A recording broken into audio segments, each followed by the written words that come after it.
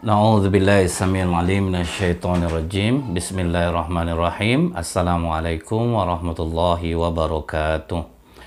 Innal hamdalillah nahmaduhu wa nasta'inu wa nastaghfiruh wa na'udzubillahi min syururi anfusina wa min sayyiati a'malina. May yahdihillahu fala mudhillalah wa may yudlil fala hadiyalah.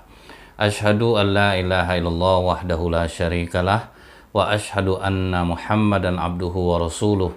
Allahumma salli wa sallim wa barik ala hadzal nabiyil karim wa ala alihi wa sahbihi ajmain. Kaum muslimin muslimat di mana saja berada, yang semoga kita semua senantiasa dirahmati oleh Allah. Nabi Ishaq alaihissalam, dia ini mempunyai dua orang anak laki-laki. Satu namanya Ais, satu lagi namanya Yakub. Tetapi Nabi Ishaq lebih cenderung sayangnya kepada Ais daripada kepada Yakub.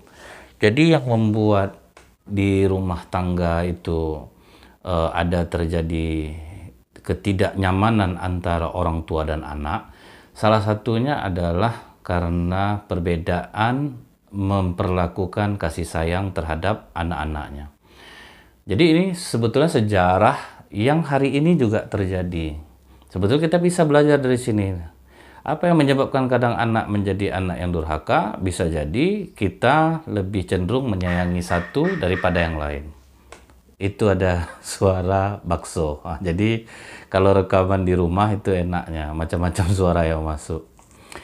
Nah kemudian Rasulullah SAW mengatakan, siapa yang tidak ingin dibedakan di masa tuanya, maka jangan membedakan kasih sayang di antara anak-anaknya.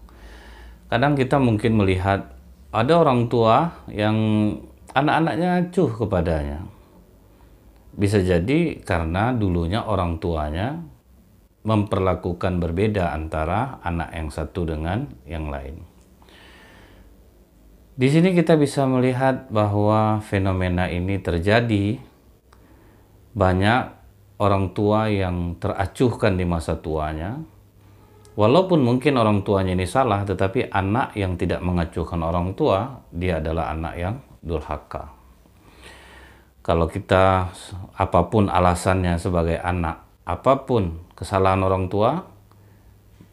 tua tidak ada diwajibkan berbakti kepada anaknya, tetapi anaklah yang wajib berbakti kepada orang tuanya.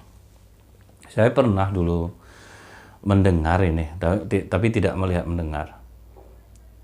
Orang tuanya stroke, kemudian tergeletak di teras rumahnya dan anaknya tidak mau mengajak orang tuanya masuk.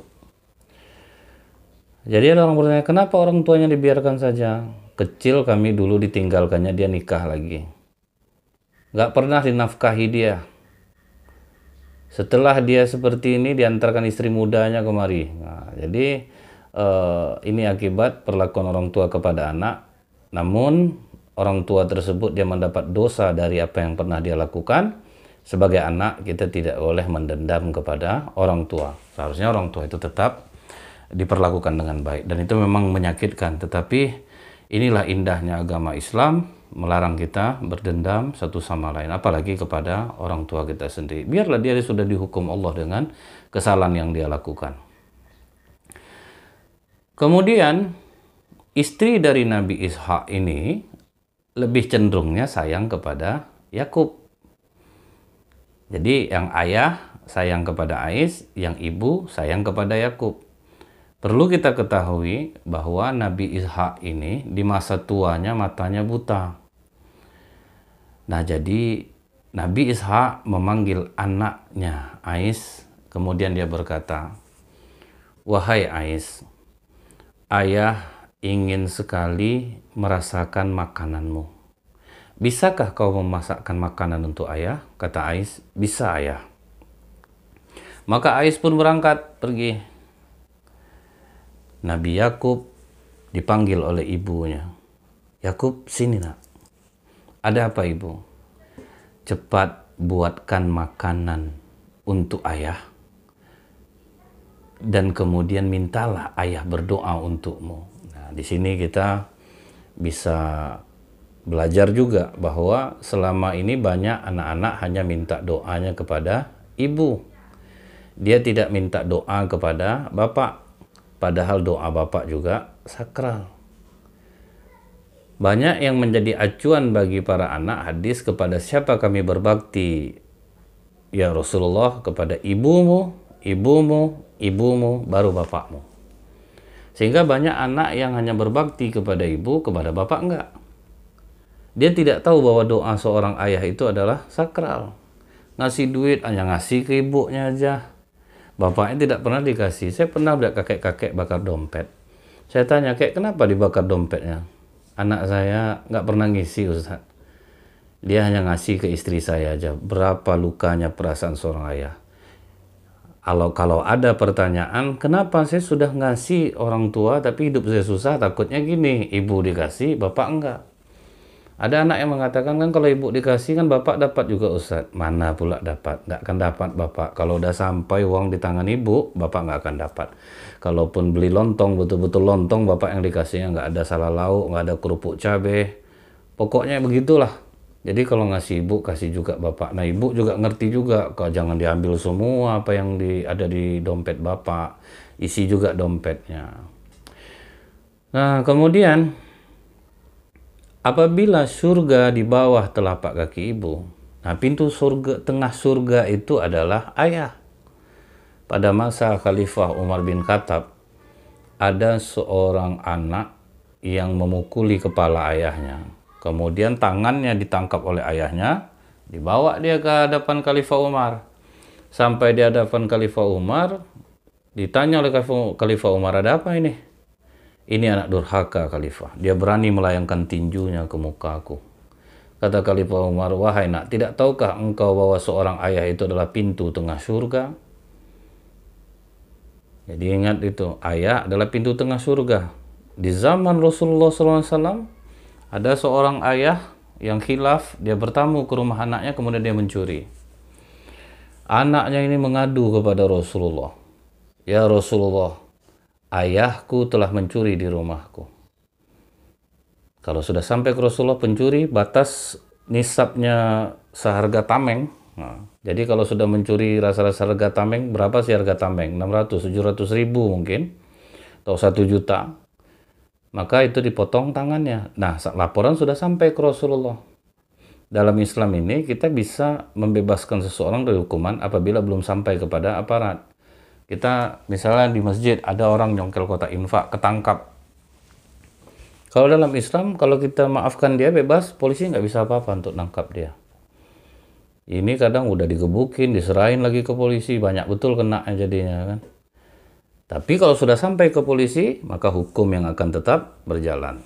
Nah, itu yang harus kita ketahui sedikit tentang hukum dalam Islam.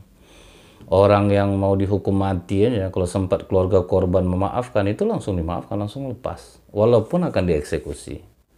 Dan ini sudah beberapa kali terjadi. Terakhir waktu itu saya melihat tayangan, seorang yang mau dihukum mati, kemudian ibu korban mengatakan, saya maafkan dia, langsung lepas. Nah, jadi itu indahnya. Kemudian bapaknya ini dilaporkan kepada Rasulullah, kata Rasulullah, panggil bapak kau, bawa kemari. Dia pulang, panggil bapaknya. Bapaknya menggigil datang sampai ke hadapan Rasulullah. Ditanya oleh Rasulullah, betul bapak mencuri, Pak? Betul ya Rasulullah. Potonglah tanganku ya Rasulullah. Kata Rasulullah, apa yang tersembunyi di hati bapak tentang anak bapak ini? Kata bapak ini, dari kecil dia aku besarkan dengan penuh kasih sayang ya Rasulullah. Aku rela bekerja menjadi apa saja, asalkan anakku ini bisa hidup senang dan makan. Tapi setelah dia menikah dan sukses, dia tidak pernah menafkahi aku ya Rasulullah. Dan aku malu meminta kepadanya. Potonglah tanganku ya Rasulullah. Karena aku khilaf mencuri di rumahnya. Kata Rasulullah, tidak Pak. Tidak ada ayah yang mencuri di rumah anaknya. Karena anak lelaki dan harta yang dia miliki adalah milik orang tuanya. Jadi itu yang harus diketahui para istri. Kalau seorang suami dia sering membantu orang tuanya, jangan marah. Karena memang itulah dia hak orang tuanya. Nah, jadi orang tua juga harus ngerti pula. Jangan gara-gara hadis ini kemudian semena-mena sampai istri orang nggak makan dibuatnya istri anaknya. Itu tidak boleh juga. Tetapi istri, ingat, jangan pernah menahan suami kalau membantu orang tuanya. Tapi suami ingat pula, sebaik-baik sedekah adalah sesuap makanan yang diberikan suami kepada istrinya. Jadi tolong letakkan sesuatu pada tempatnya.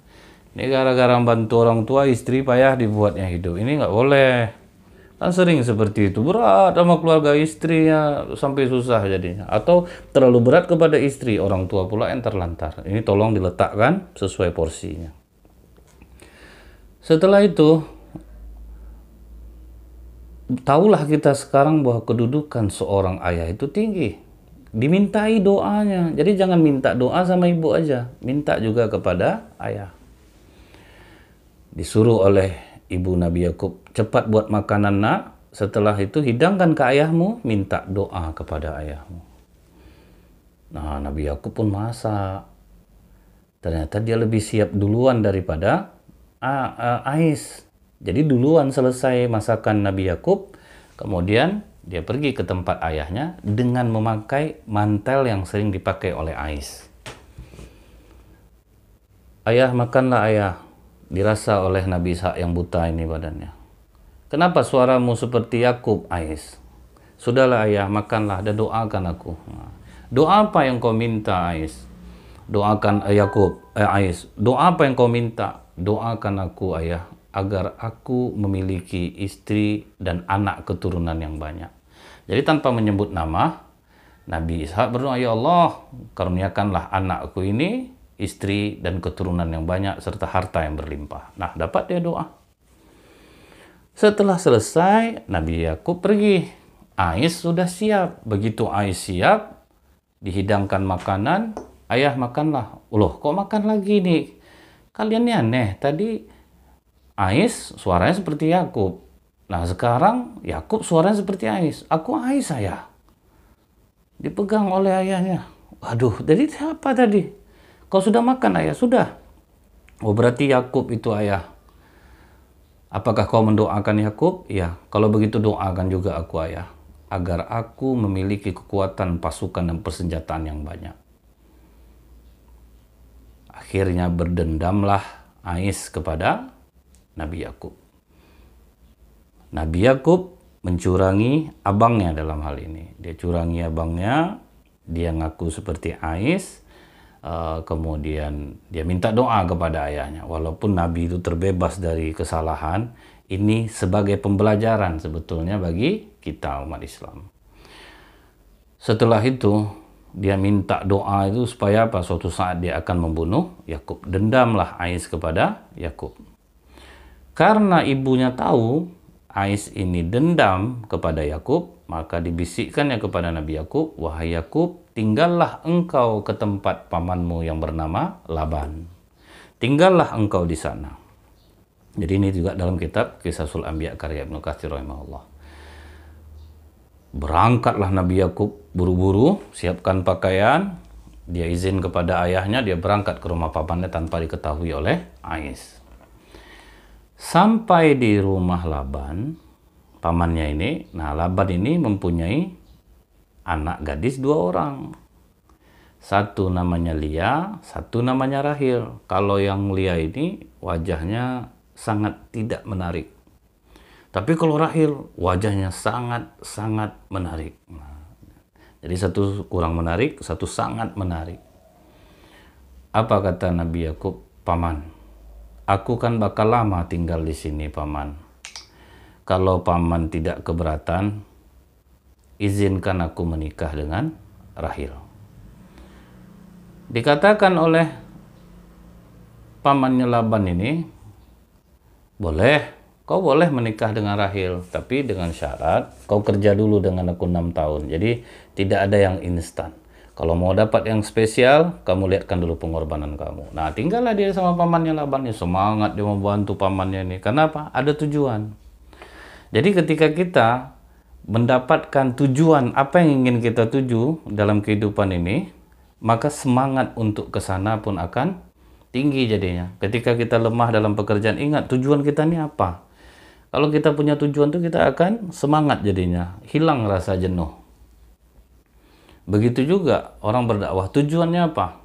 Kalau misalnya tujuannya uang, dia akan kalah. Tapi kalau misalnya tujuannya adalah menyampaikan dakwah, kemudian dunia itu hanya sebagai bonus dari Allah, insya Allah dia akan menang. Jadi tujuan ini yang perlu ditentukan. Semangatlah Nabi Yakub.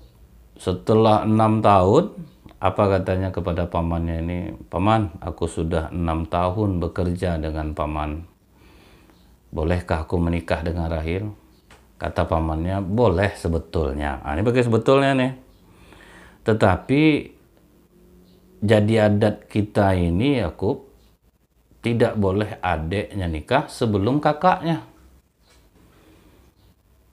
Kalau kau mau, nikahilah kakaknya dahulu. Karena pada masa itu masih dibolehkan menikahi 2 orang perempuan bersaudara. Bayangin, 6 tahun nunggu, nggak taunya mesti nikah dengan Lia dulu. Karena kalau nikah sama orang, nggak ada orang yang mau sama Lia ini. Kalau kau mau menikah dengan Rahil, kau nikah dulu dengan Lia. Ngedrop Nabi Yakub di buatnya. Barulah teringat Nabi Yakub, dulu aku mencurangi abang aku, akhirnya aku pun kena. Ada 2 dosa yang tidak akan, itu ada yang kucing juga. Jadi ini banyak macamnya masuk ya. Mohon mengerti, mohon dimaklumi lah. Karena kita ingin juga berceramah, dakwah. Kebetulan ada waktu di rumah, kita dakwah. Jadi maklum-maklum saja kalau ada suara-suara yang masuk. Nah kemudian teringat Nabi Yakub, dulu aku mencurangi abang aku, sekarang pun aku kena juga. Ada 2 dosa di dunia ini yang belum kita mati, kita menerima balasannya ketika kita hidup. Yang pertama zolimin orang, yang kedua memutuskan hubungan silaturahim. Jadi kalau kita pernah zolim sama orang, pernah nipu orang, kita akan kena juga. Disitulah sadar Nabi Yakub, waduh berbalas jadinya, dan dia sadar minta ampun kepada Allah. Tapi waktu itu belum diangkat menjadi nabi. Akhirnya menikah dengan Lia. Waktu menikah dengan Lia itu tidak ada sedikit pun rasa cinta di hati Nabi Yakub. Jangankan rasa cinta, rasa hibah aja nggak ada. Jadi kita ini makanya dianugerahkan sama Allah rasa. Ketika kita melihat orang yang akan kita nikah itu, ada nggak rasa di hati kita? Kalau nggak ada, jangan dicoba-coba. Bahaya akibatnya. Contohnya Nabi Yakub, dia tidak mencintai Lia. Tapi karena tujuannya Rahil, udah dia nikah sama Lia. Akibatnya apa? Tidak ada perhatian, tidak ada kasih sayang, tidak ada kenyamanan. Itu udah jelas. Misalnya nih, ibu-ibu yang menyaksikan video ini, apalagi perempuan, dia kalau udah nggak suka sama laki-laki, ilfil dia malah didekatin. Gitu juga laki-laki sebaliknya, dia nggak suka ya pasti nggak enak lah.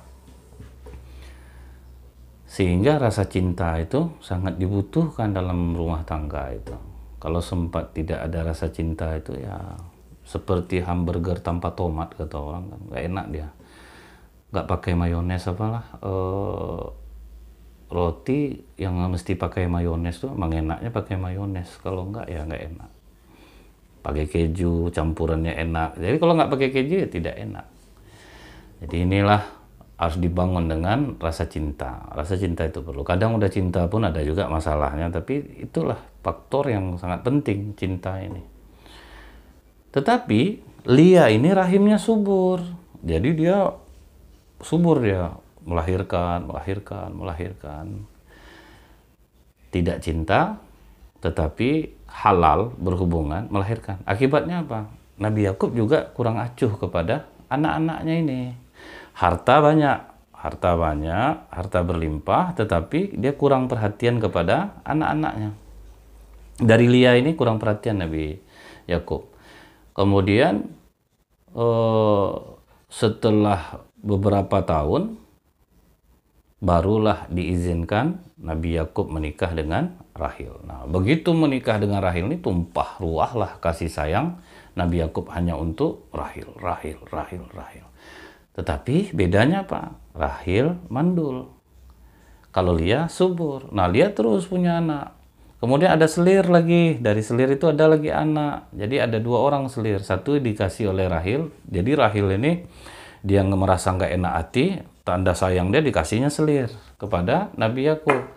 Nah, Lia juga ngasih. Nah, dari selir ini lahir lagi anak. Makanya totalnya anaknya jadi 11 orang. Nah, Rahil tidak punya anak sama sekali.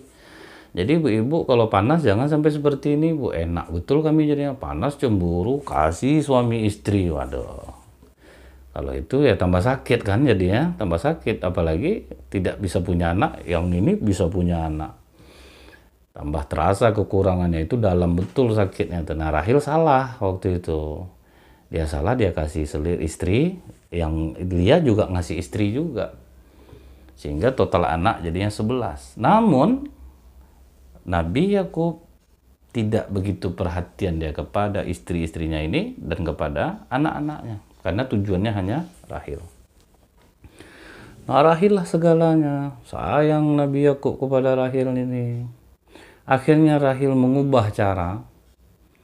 Dia hanya meminta kepada Allah. Dia minta tolong kepada Allah supaya Allah mengabulkan permohonannya untuk bisa punya anak. Sementara ini sudah 11 anaknya. Aku belum punya ya Allah. Jadi sebaik-baik kita mengadulah kepada Allah. Permasalahan kita apapun, ngadulah kita kepada Allah. Jadi Nabi Yakub ini bukan kita menganggap remeh Nabi Yakub, tidak. Ini sejarah terpampang supaya jadi pelajaran. Nah, supaya kita jadi pelajaran, inilah sejarahnya seperti ini. Kalau kita melakukan ini akibatnya. Kalau kita melakukan ini. Kalau nikah tanpa cinta, ini akibatnya. Maka kuranglah perhatian kepada anak-anaknya. Rupanya dikabulkan oleh Allah doa Rahil. Dikaruniakan Allah lah, karena kesabaran dia mengadu kepada Allah, dikaruniakan Allah lah anak. Tidak tanggung-tanggung pula sekali dapat, yaitu Nabi Yusuf alaihissalam. Tampan minta ampun. Bersama Nabi Yusuf inilah tambah curah kasih sayang Nabi Yakub. Tambah curah kasih sayang Nabi Yakub. Sehingga ini cemburu, iri hati jadinya. 11 anak yang di sini iri hati semuanya. Karena sibuk hanya Nabi Yakub memperhatikan Yusuf.